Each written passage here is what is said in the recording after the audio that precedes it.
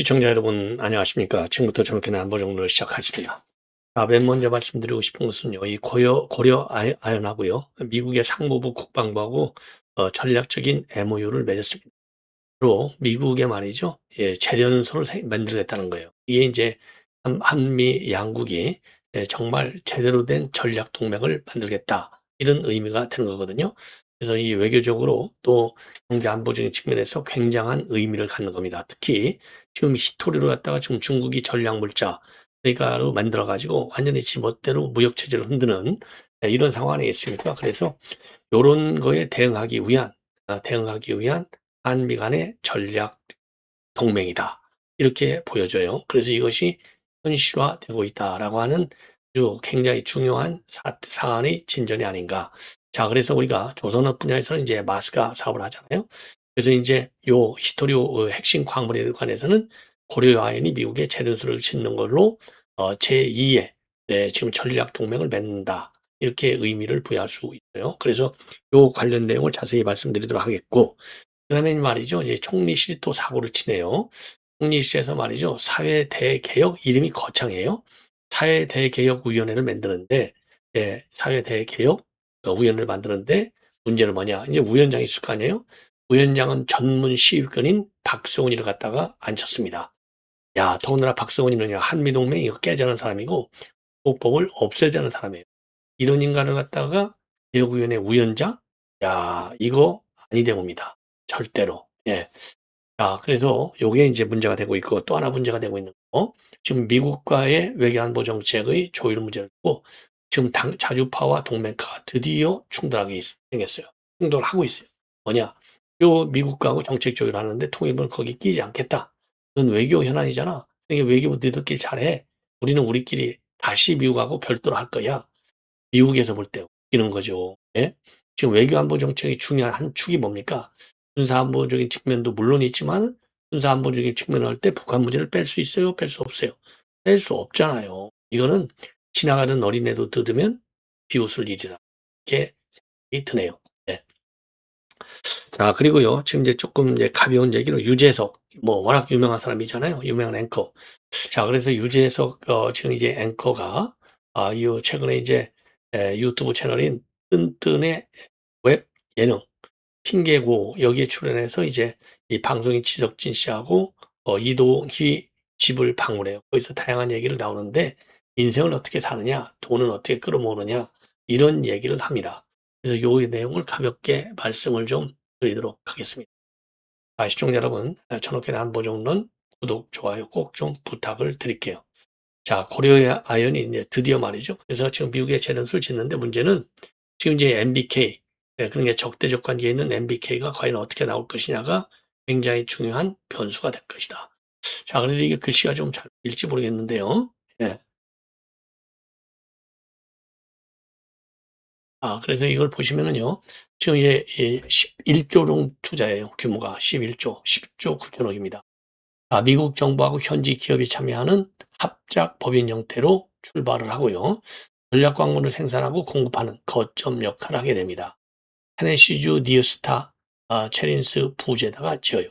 그래서 여기서 생산되는 광물은 아연, 연, 동, 희소, 금속을 여기서 만들어냅니다.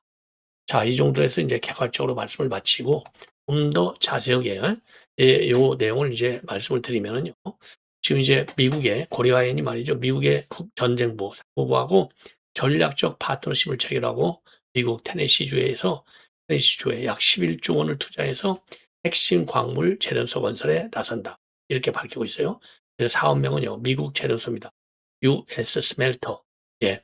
그래서 사실상 미국 재련 사업도 지금 멈춰서 있는 거나 마찬가지인데 고려아연이 주축이 돼서 미국의 용어 말하자면 제조 부흥 시대를 다시 다 뭐 조선업이나 비슷해요.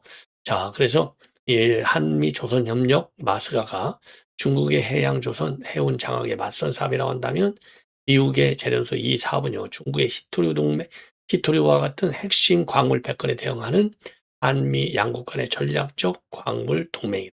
이렇게 평가할 수 있어요. 그래서 고려아연이 미국 현재 전략광물 재련소를 건설하고 미국 국방부와 현지 방산 기업들은요. 고려아연의 주주로 참여하는 게 이번 사업의 핵심입니다. 그리고요, 러트니 미 상무장관도 굉장히 적극적이에요. 이 프로젝트에 대해서 테네시에서 추진되는 고려 아연의 프로젝트는 미국의 핵심 광물 판도를 바꾸는 획기적인 트랜스포메이션을 그다음에 딜 이렇게 얘기하고 있어요. 획기적인 딜이다. 그래서 이를 통해서 미국은 항공, 우주, 국방, 반도체, 인공지능, 양자 컴퓨팅, 자동차, 산업 전반, 국가안보에 필수적인 13종의 핵심 전략 광물을 대규모로 생산하게 될 것이다. 이게 미국 정부가 너무 더 적극적인 것이죠. 그래서 이번에 이 고려아연의 미국 재련소 건설은요, 26년도에 부지 조성을 시작을 해서 29년도부터 단계적인 가동에 들어갈 예정으로 있습니다. 그래서 연간 생산량은요, 약 110만 톤의 원료를 처리해서 54만 톤 규모의 최종 제품을 생산해요. 그리고 생산 품목은 앞에서 말씀드린 대로 아연, 연, 동과 같은 산업용 기초금속을 비롯해서 금운동 등 기금속, 그리고 이 안티모니, 인디움, 비스무트, 텔루륨, 카드뮴, 그리고 팔라듐, 갈륨, 게르마늄 이런 핵심 전략 광물이 대거 포함됩니다. 이와 함께 반도체 황산도 생산할 예정이라고 합니다. 자, 그래서 고려아연은요, 단일 재련소 기준은 세계 최대 생산 능력을 갖춘 울산의 온산 재련소 모델을 기반으로 해서 재련 기술과 최적의 공정, 그리고 최신화된 제어 시스템을 적용해 약 20만 평 규모의 통합 재련소를 미국 테네시주에 있는 클락스빌에 조성할 예정으로 있는 겁니다. 자, 그래서 재련소 건립 예정지는요, 테네시주에 있는 니어스타 재련소 클락스빌 부지를 지금 가지고 여기에다가 올려 세우는 겁니다. 예. 자, 그리고요, 미국 내 유일한 아연 재련소가 50년 가까이 운영돼서 아연 공정을 이해하는 전문 인력 수백 명의 고용 승계도 가능하다. 이러한 인프라를 활용을 위해서 고려아연은요, 니어스타 클락스빌 재련소 인수에 대한 합의도 도출했다고 합니다. 자, 그래서 재련소 원가 경쟁력을 좋아하는 전기요금도 미국 내 다른 지역 대비 상대적으로 저렴해서 전력비 절감 효과가 큰 만큼 가공비 측면에서도 굉장히 유리하다. 그래서 연방정부와 주 차원에서도 각종 지원 방안을 적극적으로 검토하고 있다고 합니다. 예. 자, 그리고요, 이번 미국 재련소 건설에서는요, 미국의 국방부하고 투자자들이 약 3조 2천억 정도를 투자할 예정으로 있다고 합니다. 그리고 고려아연하고요, 미측이 공동 투자해서 설립하는 합작 범위는요, 향후 고려아연 지분의 10%를 보유할 예정이라고 합니다. 자, 그런데 이제 문제는 뭐냐? 이 고려아연 여기 지금 이 문제는 말이죠.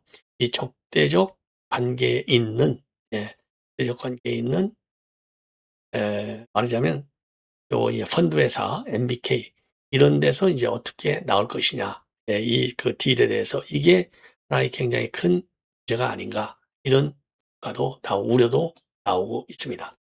자, 이거는 이제 이 정도로 말씀을 드리고 그다음에는요. 지금 이제 총리실에서 사회대개혁위원회를 출범시켰어요. 근데 위원장에 박성훈이 했는데 박성훈은 완전히 종북 좌파의 아주 전문 시위꾼이에요. 이런 인간을 갖다가 사회대개혁위원회 위원장으로 임명해 기가 막힌 것이죠. 그리고 이제 군소 정당들도 들어가고 친여 군소정당과 노조 그리고 시민단체 관계자들이 대거 참여하는데 요 박성훈 한국진보연대 대표 뭐냐?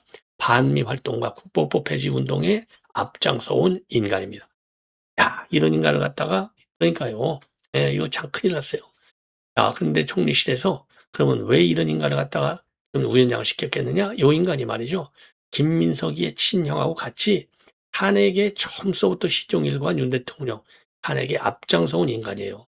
그러니까 뭔가 이제 뭐 한 자리를 줘야 될 거 아니에요. 그러니까 이런 자리를 주고 있지 않느냐 이런 비판을 연하이가 굉장히 어려울 것이다. 예. 자, 그래서 말이죠. 이제 그동안에 이 박성훈이는요. 무한미군 철수, 한미동맹 파기를 주장하는 단체에서 활동했고 한미 FTA 저지운동과 광우병 촛불 시위 그리고 사드 배치 운동 반대를 주도했습니다. 최근에는 국보법 폐지 국민행동 대표를 맡아서 국보법 폐지 운동도 벌이고 있어요. 그리고 부위원장에는 박지원 민주당 최고위원, 김경민 한국 YMCA 전국연맹 사무총장이 선출이 됐어요.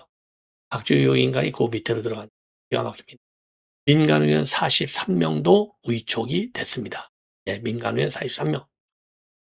참 큰일 났어요. 예, 예, 이게 참 종북 좌파의 극좌 중의 극좌라고 볼 수 있는 것이죠. 예. 이건 이제 이 정도로 말씀을 마쳐고, 그다음에는요, 지금 이제 그 외교부에서 좀 대미 외교안보 정책 조율을 위한 지금 또 협의체를 만들었어요. 그래서 이제 대북 정책 조율 협의를 하는데, 지금 요 외교 당국하는 이 정책 조율에는 또 통일부에서는 들어가지 않겠다. 별도로 미국하고 접촉선을 채널을 만들겠다. 이렇게 입장을 발표했고요. 오늘 역대 진보정부 통일부 장관들이 입장을 해놨어요. 한마디로 외교부의 대북 정책을 맡길 수는 없다. 이렇게 입장을 발표했습니다. 그래서 결국은요, 잠재해 있던 동맹파와 자주파 간의 충돌이 불가피하게 터진 것이 아니냐. 이렇게 판단이 돼요. 그래서 이제 통일부 측의 얘기는 통일부는 별도로 미국하고 협의해요. 왜? 외교안보 협의는 외교 현안을 하지 않나? 이렇게 해서 빼고 있습니다. 예, 들어가지 않겠다.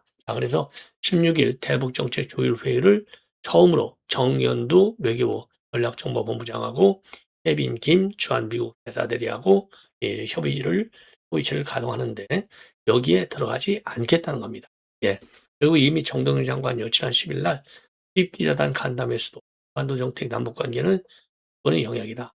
동맹국가의 협의의 주체는 통일부다. 그래서 이 외교 당국 간의 대북 정책 논의에 반대 의사를 표명한 바 있어요. 그리고 오늘이요, 임동원, 정세현, 이재정, 조명균, 김현철, 이인영 옛날 통일부 장관들도요, 일제히 이 문제에 관해서 좀 뭐라고 그럴까요? 절대로 거기 들어가면 안 돼. 이런 입장을 내놓고 있습니다. 그런데 이제 이렇게 하는데도 불구하고 지금 용산에서는요, 외교부와 통일부 간의 갈등이라고 볼 필요는 없어. 이런 입장을 내놓고 있어요. 예. 참 큰일 났다. 이런 말씀을 안 드릴 수가 없네요. 예, 이런 말씀을 수가 없어요. 그다음에요. 이 전재수가 드디어 이제 또 한마디 말을 했어요. 전재수. 그러니까 이제 전재수가 말이죠. 지금 이제 이 한학자 통일교 총재의 자서전 이거를 들고 사진을 찍었어요. 예, 한학자 자서전을 찍었는데 이거가 논란을 야기하고 있는 겁니다. 여기에 대해서 내가 정치인인데 이거 사진 못 찍냐? 이렇게 얘기를 하고 여전히 금품수수 단 하나도 없었다. 이렇게 또 한 번 강조를 하고 있어요. 예. 그래서 과거에 전재수가 말이죠. 한학자 통일교 총재 자서를 들고 찍은 사진이 공개돼 가지고 논란이 야기되고 있는데 선거 때 함께 사진 찍자는데 어떻게 마다할 수가 있느냐. 이런 입장을 내놓고 있습니다. 물론 뭐 충분히 상정이 가능하지만 문제는 바로 뭐냐. 그냥 그야말로 정치인이 주변에서 사진 한번 찍죠 하는데 못 찍기 안 찍기 어렵다. 맞아요. 근데 문제는 뭐냐? 돈을 받았기 때문에 문제는 거예요. 물론 여전히 절대로 돈 받은 건 없다라고 지금 강조를 하고 있기는 해요. 그럼에도 불구하고 이 전예수에 전혀 받지 않았다는 말을 과연 국민이 어느 정도나 이거를 믿을 수 있겠냐 이겁니다. 어느 정도나. 이게 이제 문제. 그래서 좀 일파만파로 지금 걷고 있는 상황이 아니냐 이 문제가. 예, 이렇게 생각해요. 그래서 전재수 이런저런 핑계 말도 잘해요. 핑계 도망가기도 잘도 도망가요. 예. 그런데 나오는 의혹 족족이 지금 그 전재수는 도망가고 있어요. 이게 오히려 국민들의 불 띄우는 것이 아니냐 이런 우려가 드는 대목입니다. 그래서 요거예요. 책자. 학자 이게 전재수잖아요. 이게 요 책을 들고 읽는 거예요. 흔히 의혹이 안 생길 수가 없는 것이죠. 그래서 전재수가 말이죠. 여기에 대해서 선거 때 함께 사진 찍자는데 어떻게 마다할 수 있겠나. 그리고 단연코 분명히 불법적인 금품수 등의 일은 추호도 없었음을 말씀드립니다. 내가 참석했다는 의혹이 제기된 2018년도 5월 27일 600명이 모였다는 통일부 행사날 제 지역구에 모성당 60주년 미사와 기념식까지 참석했다. 그리고 2018년도 9월 9일 통일부 행사날은 제 고향 의령에서 벌초를 하고 있었다. 네. 이렇게 족족 부인을 하고 있습니다. 그리고 21대 총선 앞둔 2020년도 3월 한 단체 관계자들하고 한학자 총재의 자서전을 들고 찍은 사진, 요거에 대해서는요, 저는 제 지역구 부산 북구에서 79세까지는 형님 누님, 80세부터는 큰형님, 군누님이라고 한다. 선거 때 형님 누님들께서 선거 사무실에 오셔서 힘내라, 응원한다면서 제 책 한 권 들고 와서 함께 사진 찍자는데 어떻게 마다할 수 있겠나. 예. 아니, 부분적으로 틀린 말은 물론 아니에요. 근데 왜 돈을 받아 먹어가지고, 돈 받을 때 처음에는 좀 머뭇머리했는데 이거 복돈이야. 그러니까 받아갔다는 거 아니에요. 예. 그러면서 선거 때가 아니라도 동네 형님, 누님들께서 시간 되면 동행사에 와서 축사라도 하라 하시면 다 갈 수는 없어도 가끔은 얼굴도 뵙고 인사도 드리고 나도 한 말씀 드린다. 우리 북구의 형님, 누님들이 교회를 다니든 성당을 다니든 절을 다니든 제게는 소중한 형님이자 누님이고 너무나 소중한 이웃이다. 이렇게 얘기를 하고 말은 잘해요. 말은 잘해요. 어마만큼 말은 잘해요. 자, 이 정도로 하고 그리고 이제 유재석, 아주 인기 MC, 유재석 씨의 이제 한 말입니다. 자, 모두에 말씀드린 유튜브 채널 튼튼의 웹 예능 핑계고에는요, 유재석 지금 앵커가 방송인 지석진과 함께 해서 이동희 집을 찾아가서 많은 얘기를 해요. 요 얘기가 지금 인기리에 지금 언론의 회자가 되고 있습니다. 예, 언론의 회자가 되고 있어요. 자, 그래서 그 내용을 말씀을 드리면 우선요. 삶을 대하는 태도와 책임감 그리고 꾸준함의 의미에 대해서 솔직한 생각을 털어놓고 있다. 이런 평가를 받는데 예, 평가를 받아요. 그래서 정상의 자리에 오른 뒤에도 스스로를 다잡아하는 이유를 담담하게 풀어냈고 그것이 많은 시청자들의 공감을 받았다고 합니다. 자, 그래서 탑에 오는 사람들의 공통점은 겸손이다. 이렇게 지금 지석진 방송이 얘기를 해요. 자, 그러면서 달라진다고 나쁜 게 아니다. 만나는 사람들이 달라지고 환경이 바뀌면서 달라질 수밖에 없다. 그런데 재석이는 거들먹거릴 만한 데가 거들먹거릴 만한데 안 거들먹거린다. 이렇게 방송인 지석진이가 얘기를 합니다. 그러니까 유재석이 뭐라고 하느냐면 신인 때 저를 본 분이 지금 저를 보면 달라졌다고 느낄 수도 있다. 그때는 20대라 인사도 안녕하십니까 라고 했지만은 지금은 아이고 안녕하세요 라고 하는데 한참 여유로워진 그런 모습을 드러내는 겁니다. 그러면서요. 인생에는 정답이 없다. 저는 한 번도 정답을 찾으려고 살아본 적이 없다. 찾아지지도 않는다. 이렇게 밝히고 그러니까 이제 이동희도 저도 비슷하도 기대하지 않았던 일이 큰 기쁨으로 다가온 적도 많고 영화 극한 작업도 그랬다. 이렇게 공감을 표시합니다. 그러니까 유재석이가 모든 것은 그냥 오는 것이 아니다. 꾸준히 노력하고 포기하지 않아야 기회가 온다. 가만히 있으면 아무 일도 일어나지 않는다. 귀찮고 힘든 일도 꾸준히 해야 한다. 예. 자, 그러면서 말이죠. 예. 그러면서 저를 걱정하는 분들이 쉬엄쉬엄 하라고 하시는데 좋은 의도인 것 같은 건 알지만 감사하지만 사실 속마음은 다르다. 제가 견딜 수 없을 정도의 일을 벌이지는 않겠지만은 쉬엄쉬엄 하면 이 바닥에서 버티기가 어렵다. 함께 일하는 많은 사람이 있다. 결과가 안 나오면 그냥 우리 외치 오르는 남을 뿐이다. 그러면서요. 본인이 열심히 하지도 않아 놓고 놓고 지금 안 해 놓고 결과가 안 따른다고 서운해하고 섭섭해하고 남 탓만 하는 것만큼 어리석은 일. 제가 그런 20대를 살았기 때문에 잘 안다.